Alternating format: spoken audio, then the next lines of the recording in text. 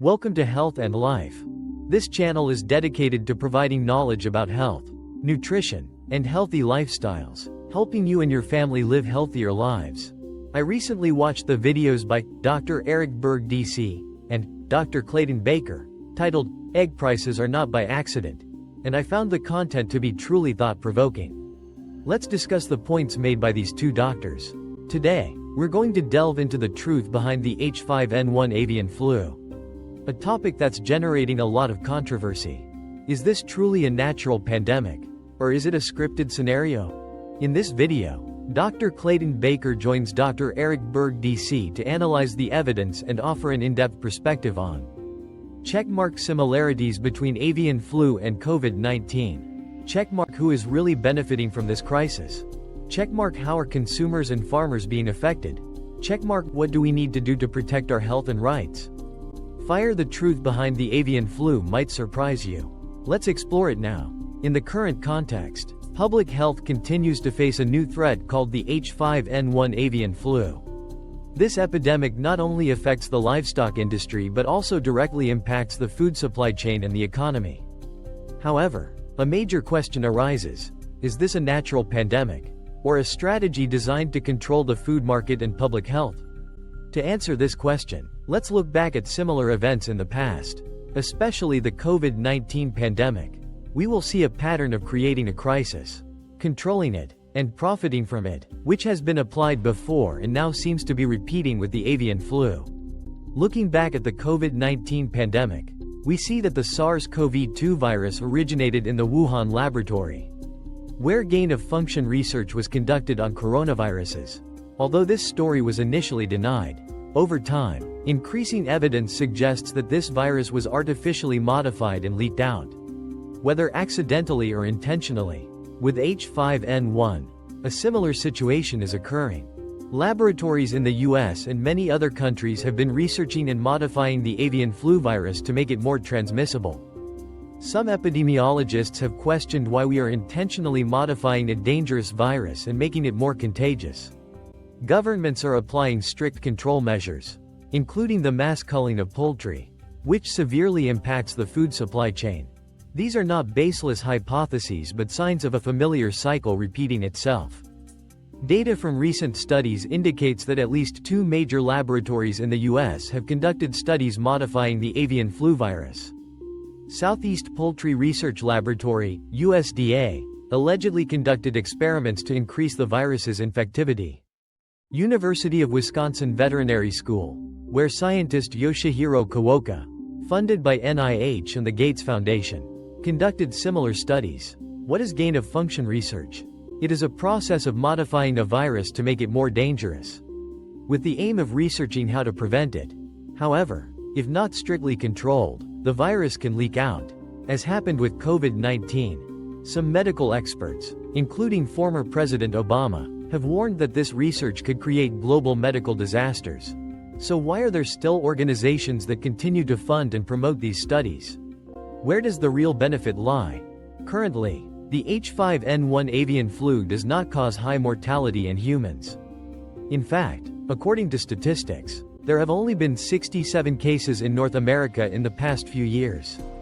Most cases have mild symptoms, mainly conjunctivitis. There was 1 death in Louisiana, but there is no clear evidence that the direct cause was H5N1. Nevertheless, disease control policies are extremely strict. If a chicken tests positive for H5N1, the entire chicken farm may be culled completely. PCR testing, a method that can give false positive results, is widely used to decide whether to cull poultry. As a result, millions of chickens are culled, leading to shortages of eggs and poultry in the market, causing prices to skyrocket. Thus, the problem is not the disease itself, but the unreasonably strict control policies. Similar to what happened during the COVID-19 pandemic, most obviously, the vaccine industry and large food corporations are the main beneficiaries. Zoetis, the world's largest animal vaccine company, was just licensed to produce an avian flu vaccine right before the new administration took office. The US government has granted $590 million to Moderna to develop an mRNA vaccine for poultry.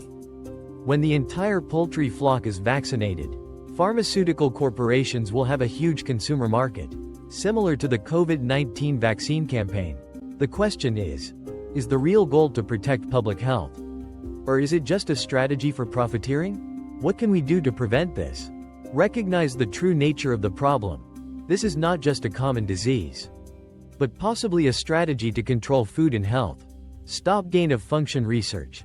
Laboratories conducting this research need to be closely monitored. Support small farms. Buy eggs and poultry from local farmers and farmers markets, rather than large corporations. Reduce dependence on centralized food sources to avoid being controlled. Speak up and demand transparency. Disease control policies need to be reviewed. The government needs to explain decisions related to virus research and vaccines. The COVID-19 pandemic has changed the entire global landscape, not only in terms of health but also in terms of economics, politics, and society. Some highlights of this event include: controversial virus origin. SARS-CoV-2 has close ties to research at the Wuhan Institute of Virology. Initially, the lab leak theory was dismissed, but growing scientific evidence suggests the virus was genetically modified during gain-of-function research. Outbreak soon after military games. Surprisingly, SARS-CoV-2 began spreading shortly after the International Military Games held in Wuhan in October 2019. Many countries reported COVID-like symptoms in athletes soon after they returned home. Strict disease control strategies. Many countries implemented comprehensive lockdowns, restricted individual freedoms, and disrupted economies to combat the pandemic.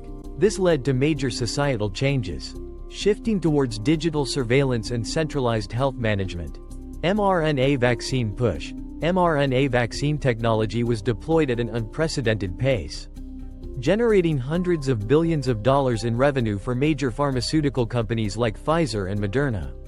Widespread vaccination has also raised questions about long-term safety and efficacy.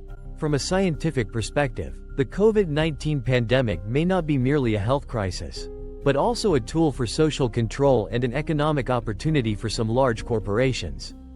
Like COVID-19, the H5N1 avian flu also has signs suggesting it's not just a natural disease, but a pre-engineered cycle. Concerning factors include genetic modification in laboratories. The H5N1 avian flu used to occur in nature, but couldn't easily infect humans. However, labs in the US, Netherlands, and Japan did gain-of-function research, changing the virus to spread more easily. Scientists like Yoshihiro Kawoka, US, and Ron Faucier, Netherlands, publicly experimented with increasing H5N1 virulence and even proposed publishing the data, sparking outrage from medical experts over the risk of a man-made pandemic. Risk of virus leakage. Researching modified viruses always carries environmental leakage risk. The U.S. National Institutes of Health, NIH, funded similar research on coronaviruses before COVID-19. Could the same thing happen with H5N1? Recent H5N1 infections have characteristics unlike previous natural strains, suggesting the virus may have been modified and escaped from a lab. Government exaggeration of risk? Although the H5N1 human infection rate is very low, the media constantly reports on potential outbreaks. Like in the early days of COVID-19, the US government has spent hundreds of millions ordering H5N1 vaccines, despite no evidence of a large-scale outbreak threat. Mass poultry culling due to a few positive tests is driving food prices up, straining small agricultural markets. Factor COVID-19 H5N1 avian flu. Virus origin Wuhan laboratory. China laboratories in the US, Netherlands. Genetic modification evidence of gain-of-function research on SARS-CoV-2 gain-of-function research conducted on H5N1. Outbreak timing after 2019 Military World Games emerges strongly after gain-of-function research. Control strategy lockdowns. Travel restrictions. Mandatory vaccines mass poultry culling, creating a food crisis. Beneficiaries vaccine corporations, Pfizer, Moderna, vaccine companies and large food corporations. It's clear both pandemics follow a similar pattern. Create a global health threat. Promote strict control measures. Pave the way for mandatory solutions like vaccines or food chain control. Some corporations profit hugely from the crisis. When discussing the H5N1 avian flu outbreak, it's crucial to consider the role of virus research labs and organizations funding dangerous research. There are strong indications that genetic manipulation in labs may have contributed to increased H5N1 virulence and transmissibility. Like what happened with SARS-CoV-2. Microscope Southeast Poultry Research Laboratory, a hotspot for avian flu research. The Southeast Poultry Research Laboratory, SEPRL, under the U.S. Department of Agriculture, USDA, is a leading research center for infectious poultry diseases, including H5N1 avian flu. Why is SEPRL suspected? It's one of America's most important avian flu virus research facilities, doing many gene-altering and transmissibility-increasing experiments on the virus. SEPRL is linked to many gene-altering avian flu research programs, including those funded by the U.S. National Institutes of Health, NIH. If there's a biological leak, SEPRL could be one potential origin point for the current H5N1 strain. Stop sign issue. With its history of avian flu gain-of-function research, could SEPRL be where H5N1 was modified before leaking into the environment? Microscope University of Wisconsin, Yoshihiro Kawoka's laboratory. Dr. Yoshihiro Kawoka, a renowned virologist at the University of Wisconsin, has done much controversial research on modifying H5N1 avian flu to spread more easily to humans. Concerning points about Kawoka's lab, actively modified the virus. Kawoka publicly said his research group changed H5N1's genes to make it more easily transmissible between mammals. Strong opposition. The scientific community has warned that Kawoka's research could lead to a global pandemic if the virus leaked or was misused. NIH links. Kawoka's research projects get funding from the NIH, which was involved in gain-of-function research on coronaviruses before the COVID-19 outbreak. Stop sign question. If Kawoka's research helped make H5N1 more dangerous, could the virus have leaked due to laboratory negligence? To conduct avian flu research, labs need major funding. Prominent organizations behind this research include Moneybag U.S. National Institutes of Health, NIH, a pillar of gain-of-function research funding. The NIH has been criticized for funding gain-of-function research, making viruses more dangerous to humans. Evidence of NIH's role. The NIH funded much avian flu virus research at U.S. labs, including the University of Wisconsin and SEPRL. Before COVID-19, the NIH also funded coronavirus research at the Wuhan Institute of Virology. Raising questions about SARS-CoV-2's origin, the NIH ignored many scientific community warnings that gain-of-function research could lead to disease risks. Stop sign question. If the NIH funded coronavirus research before the COVID-19 pandemic, are they doing the same with H5N1? Moneybag Bill and Melinda Gates Foundation, driving vaccine programs. The Bill and Melinda Gates Foundation is one of the world's largest nonprofits, known for funding global vaccine and health research. Notable signs. The Gates Foundation poured hundreds of millions of dollars into vaccine research for infectious diseases, including avian flu vaccines. Before COVID-19, the Gates Foundation strongly funded mRNA vaccine research, technology later applied to Pfizer and Moderna's COVID-19 vaccines. If the H5N1 avian flu spreads, vaccine companies could make billions providing H5N1 vaccines. Stop sign question. Is the Gates Foundation helping promote H5N1 research to pave the way for a new vaccine market? Due to concerns about gain-of-function research risks, in 2014, U.S. President Barack Obama issued a ban on the research. But the ban didn't last long. Dr. Anthony Fauci, head of NIAID, an NIH branch, sought to move research overseas instead of stopping it completely. Part of the NIH's budget was moved to the Wuhan Institute of Virology, later at the center of the SARS-CoV-2 origin controversy. In 2017, the ban was lifted, and gain-of-function research continued. Stop sign issue. If gain-of-function research on coronaviruses was used to create a global pandemic, is the same thing happening with the H5N1 avian flu? Looking at the facts, The H5N1 avian flu may not be a random occurrence. With involvement from gain-of-function research labs, organizations funding virus research, and companies benefiting from health crises, there are many signs that this could be a staged crisis model. Similar to COVID-19, even though the media is heavily promoting warnings about the dangers of the H5N1 avian flu, when considering the actual data, we can see that the threat level of this virus to humans is not as high as described. On the contrary, the strict control policies imposed on the poultry farming industry are causing more serious consequences for the economy and consumers. The reality of H5N1 avian flu, the risk to humans is not high. Microbe very low human infection rate. Although H5N1 has been detected in many birds and poultry around the world, the number of human infections remains extremely rare. Pushpin real data. In North America, only 67 infections have been recorded in recent years, which is a very small number compared to the population size. Most infections do not have serious symptoms. Common manifestations include conjunctivitis, pink eye, mild fever, or mild respiratory symptoms. To date, there has been only one death in Louisiana, USA. But the exact cause has not been clearly determined. Stop sign the issue.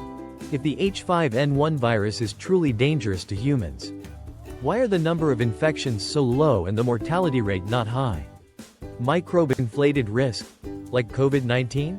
The media often reports in a way that exaggerates the danger of the epidemic, creating panic in the public. This is not the first time this has happened. Magnifying glass comparison with COVID-19. Previously, SARS-CoV-2 was also described as a virus with a high mortality rate.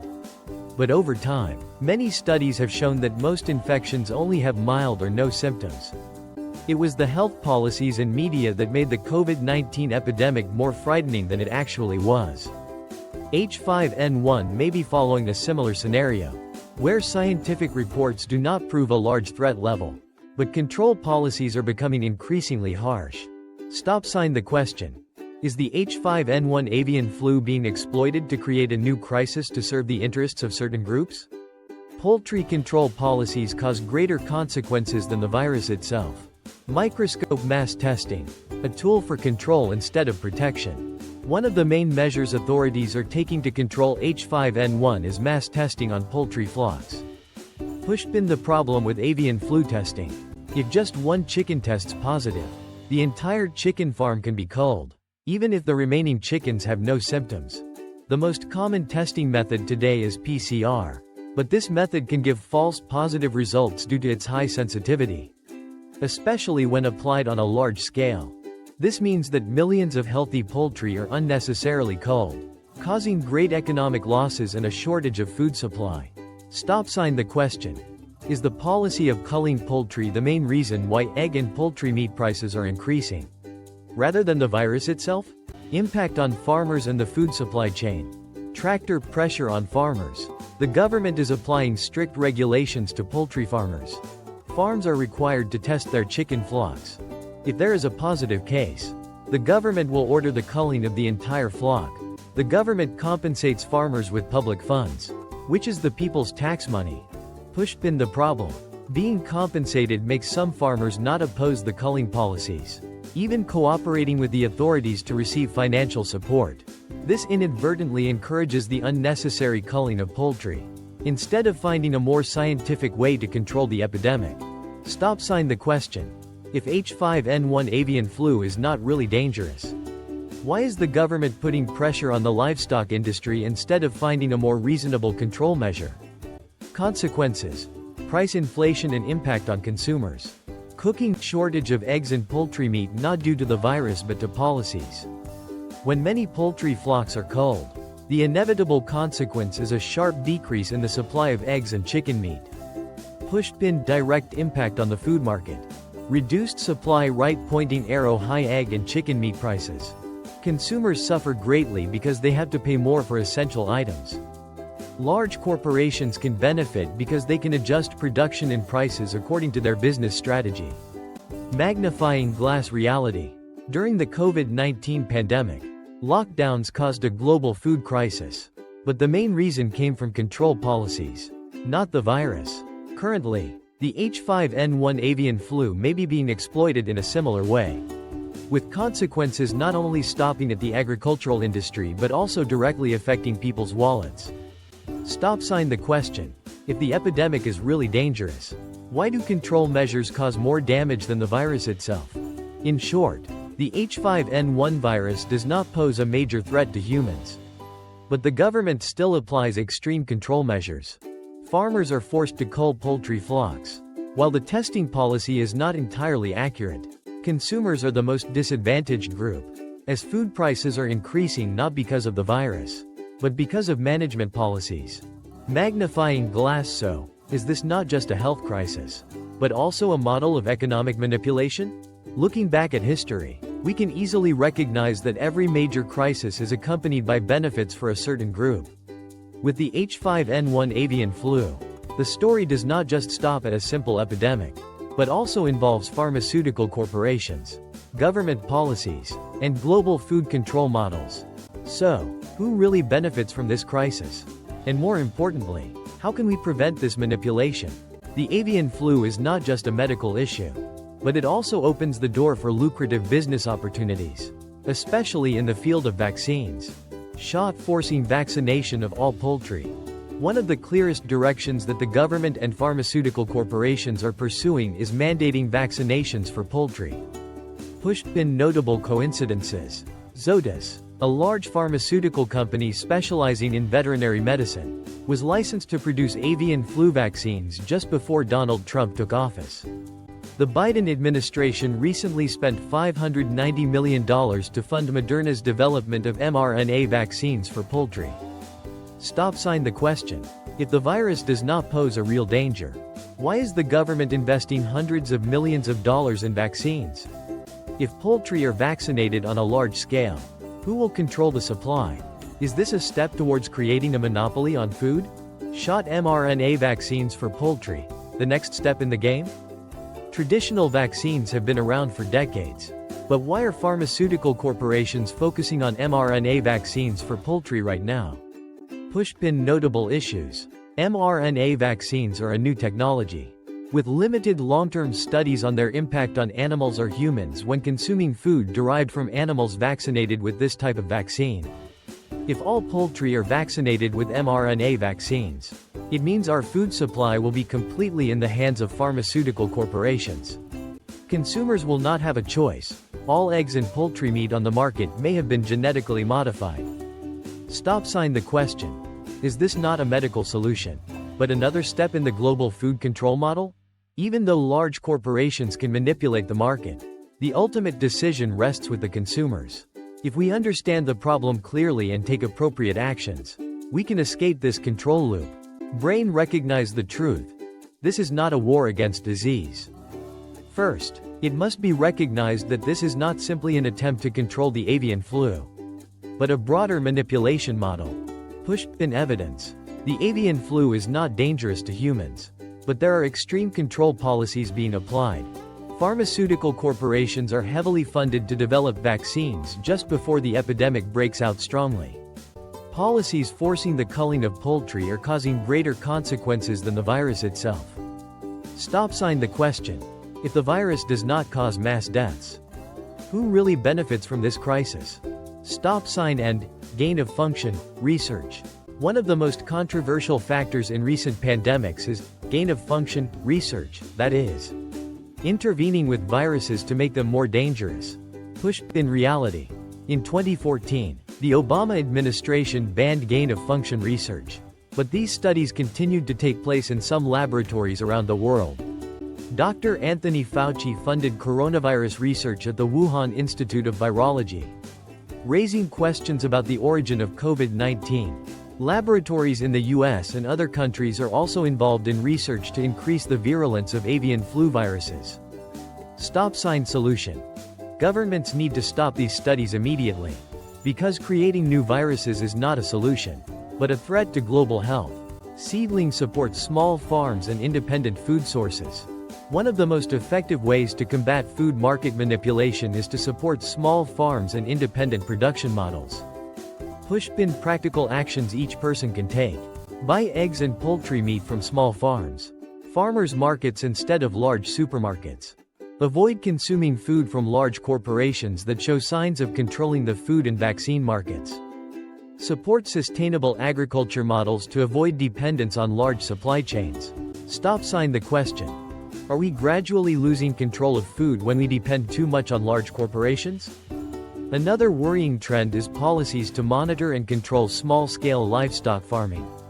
Pushpin reality. The UK has started requiring registration of home-raised chickens, even in small numbers. This may be the first step to controlling personal food sources, making self-sufficiency more difficult. Stop sign the question. Is this a strategy to gradually eliminate freedom in food production and force people to depend on systems controlled by the government and large corporations? After talking with Dr. Clayton Baker, we can see that the H5N1 avian flu is not just a medical event. It shares many similarities with the COVID-19 pandemic, not only in terms of how the epidemic is controlled, but also in the fact that pharmaceutical corporations and governments benefit from this crisis. Looking back at the data analyzed, the biggest question is not whether the virus is dangerous or not, but who really benefits from this situation. Summary of key points. 1. H5N1 avian flu. Real risk or ruse? Pushpin scientific reality. The H5N1 virus does not cause high mortality in humans. The number of infections is extremely small, with mild symptoms, but it is inflated as a dangerous epidemic. Pushpin strict control policies. The government uses PCR testing methods, which are prone to false positives, to decide to cull millions of poultry. Unreasonable culling policies cause food shortages and increased egg and chicken meat prices. Stop sign the question. Why is the epidemic not so dangerous, but the control measures are so strict? 2. mRNA vaccines for poultry. Who is controlling food? Pushpin benefiting corporations. Zoetis and Moderna are funded by the government with hundreds of millions of dollars to develop poultry vaccines. If mRNA vaccines become a mandatory standard, who will control the food supply? Pushpin long-term risks.